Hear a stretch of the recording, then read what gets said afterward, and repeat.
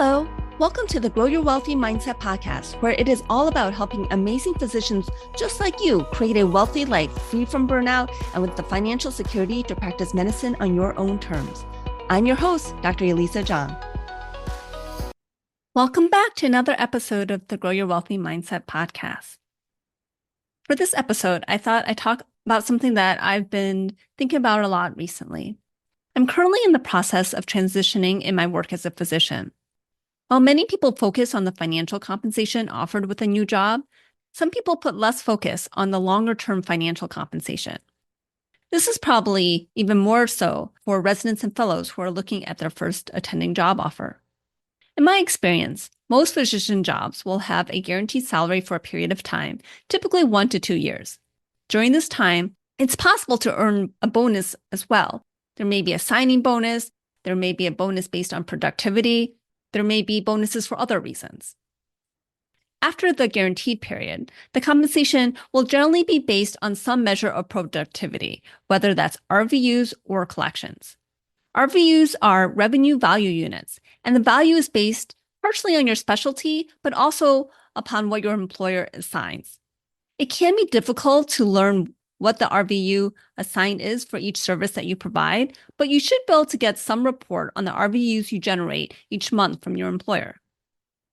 Collections is the amount of money actually collected for any services billed on your behalf. Collections is a more common metric with private practice or when working for private equity. And RVU is a more common metric when working for a hospital or healthcare system. As a resident or fellow, you probably have no idea how many RVUs or collections you generate or know what you have the potential to generate. I know I certainly didn't. Once you start working your attending job, while you're in that guaranteed compensation period, you'll want to start paying attention to these numbers. So when that guaranteed compensation period ends, you'll have an idea of what kind of income you'll have.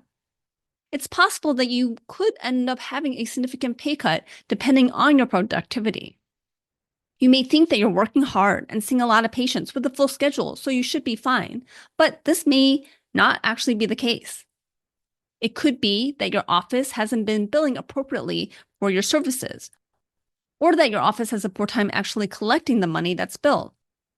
For example, your office may not be collecting copays prior to the visit and then not collect on those copays afterwards when they bill the patient. Or it may be that you're billing at a lower level of service than you're actually providing, or that by not documenting some specific piece of information, you're not actually able to bill at the actual level of service that you're truly providing. Unfortunately, a lot of billing is about crossing those T's and dotting those I's. Many of us physicians hate this business side of medicine, for which I mean coding, billing, and the collecting side of business. We want to do what we do best, take care of patients. But whether we are an employee or have our own private practice, there needs to be money coming in if we want to be paid. And most of us would not be working if we weren't compensated for it. It becomes even more complicated because there are some specialties that are paid more than the money billed for the services they perform. I think this is especially true for primary care physicians working at hospitals or healthcare systems. All the testing, the labs, and the imaging ordered by these physicians are done by the hospital, and that's money brought to the hospital system, even if the physicians themselves are not performing or interpreting that testing. There are some specialties that have the ability to bring in more cash payments instead of payments that are through billing insurance, which can be more valuable since it takes less staff hours and work to collect that money. The profit margin on cash paid services can also be a lot higher. The ability of an employer to actually implement these cash pay services may help or hamper your ability to bring in more income. At one of my previous jobs, my employer was terrible about collecting cash payments. I'd have patients that were worried that the cosmetic portion of their surgery would be canceled because they've been calling and trying to figure out how to make the payment for that cosmetic part of surgery and were unable to actually make a payment. I've had other patients wanting cosmetic surgery, but I couldn't get the OR time to do the surgery. This could also involve that some ORs have more reasonable charges for cash pay patients, and some ORs really have unreasonable numbers, so then the numbers don't work out. Then there are some ORs who just don't want to deal with establishing a cash pay situation, and so I can't do cosmetic surgery there. It's crazy all the obstacles I've encountered. It may be that your specialty has a particular procedure or service that you could offer that's quite profitable, but they just don't have the infrastructure for you to perform or offer that service. Or it could even be that they don't have the flexibility to consider adding that profitable service because it's a little bit too, quote, out there for them. The range of physician income within a specialty is much greater than the range of incomes between specialties. I hear all the time pediatricians, as well as family medicine doctors, who talk about their low income as a fact of their specialty.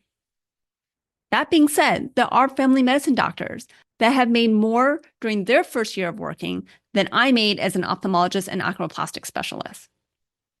The range of full-time compensation in ophthalmology lies anywhere between $150,000 a year to $1 million a year. And that's really a huge range, but in actuality, that really is probably quite accurate. I do know ophthalmologists who make at that low end, especially when they are starting, and I'm talking full-time physicians. And I also know of physicians who make at that high end. So you can imagine that the difference being so large within a specialty that when you compare different specialties to each other, that yes, maybe the median income is quite disparate, but there's going to be someone at the low end of a high-paying specialty that's making less than someone else who's at the high end of a lower-paying specialty.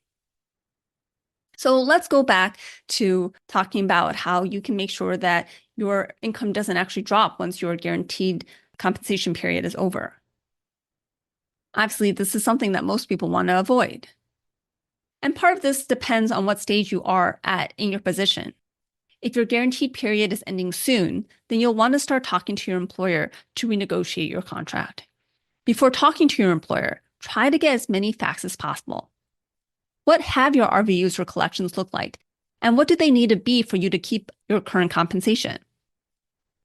Why are your RVUs or collections lower than what's necessary for you to keep your current compensation? Is it due to underbilling or poor collections? Is it due to your schedule not being full? Are there more profitable services that you could be offering, but you've encountered an obstacle in being able to offer that service?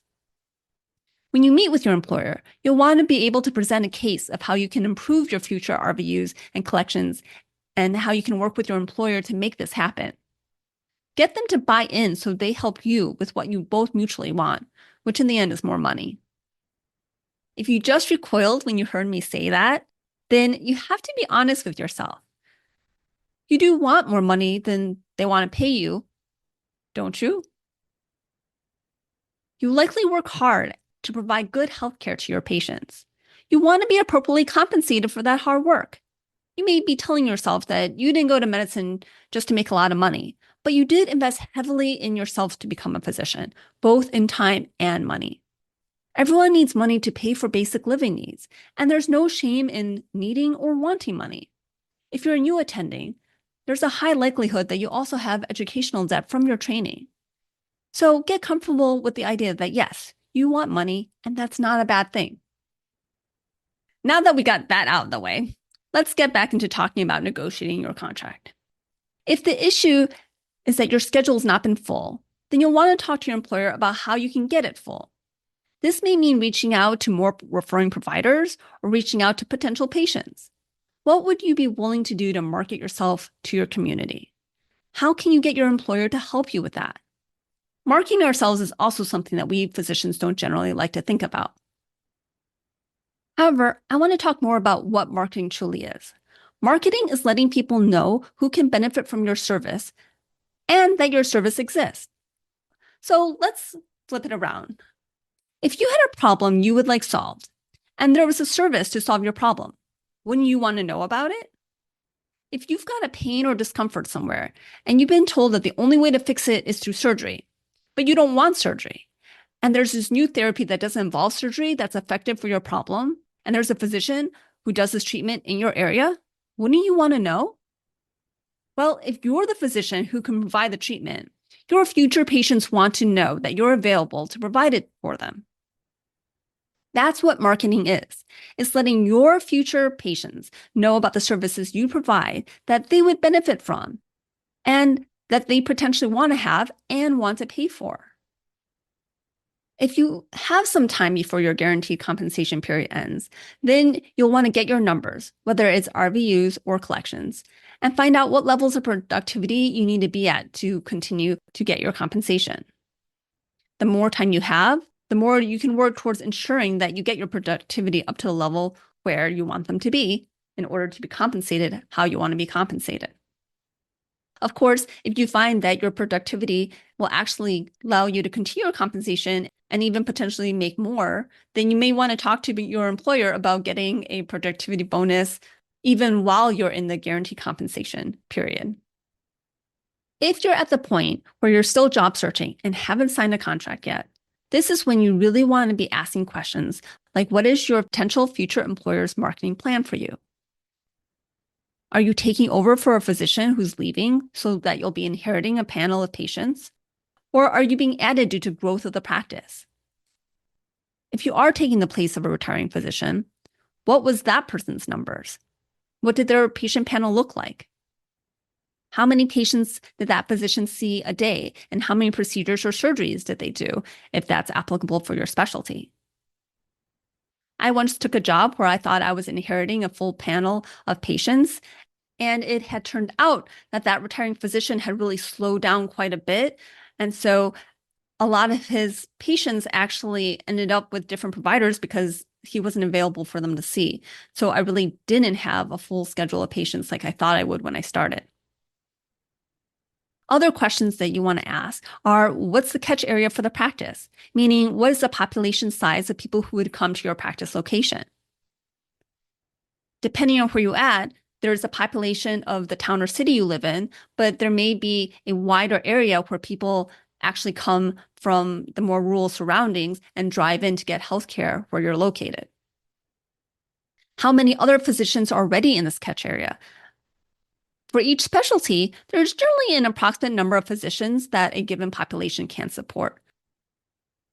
You want to kind of figure out what that is. If there are already a lot of physicians of your specialty, given the population, then it may be harder for you to really establish a practice where you can get busy and be full. You want to ask how busy you can expect to be from day one. It may feel good to start a new job and not be busy and really have time to get into the swing of things. But at some point, you do want to get busy because, again, you want to be compensated accordingly. What kind of staff support will you have? And is there the possibility for more staff support as you get busier? And depending on your specialty, you may use scribes or techs or nurse practitioners, and each of those can help you be more productive. You'll also want to find out more about insurance reimbursement for your area or for your potential future employer. Big hospital systems generally have a better ability to negotiate for higher rates from insurance companies than smaller private practices. However, it's possible that a smaller private practice actually has an agreement with a hospital system so that they can bill through the hospital system in order to get those higher negotiated rates. Those are things you'll want to find out about. Generally, in order to bill through the hospital system, then that might mean that you have to take call for that hospital system. So you'll want to know what the relationship is between you and whatever hospital system if you're billing through them. Different geographical areas also have different insurance mixes than others. If you're in an area with maybe a lot of government employees who really have great insurance, then there may be better reimbursement than, say, another area, depending on just the mix of insurances and employment in the area. You also want to know how the billing and collections is handled. Are there dedicated billers? Do people get sent to collections? You may not want to think about your patient getting sent to collections for not paying their medical bill, but in the end, if you're paid based on a percentage of collections, you do want to know that they are collecting for the services that you're providing. What is the potential to grow any cash-based or cosmetic services that's pertinent for your specialty? If there's a specific procedure or service in your specialty that generates higher RVUs or collections, then you'll want to know what the potential need for that particular service is in the community or with your future employer. And you'll want to know how much volume you can expect to have for that service. And this is just really a starting list of questions to ask any future employer. Of course, if they offered you the contract, they want you to come work for them. They will likely give you reassuring answers. Try to get as many numbers or fact-based answers as possible. When you start your new job, or if you've already started at your current job, work on building your personal brand. Let patients know that you are taking on new patients, and a referral is the best way for them to show their appreciation for the great healthcare you deliver to them. Talk to and get to know potential referring providers.